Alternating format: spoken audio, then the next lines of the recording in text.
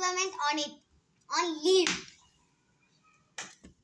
So first take one bowl of very hot water and take one leaf and dip this leaf in a water. So slowly air bubbles coming out.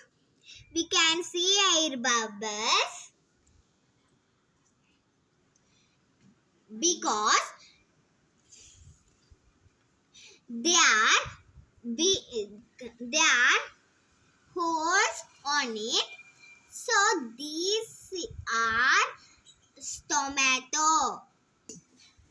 We can see air bubbles on the leaf because there are holes on the leaf. These holes are stomato.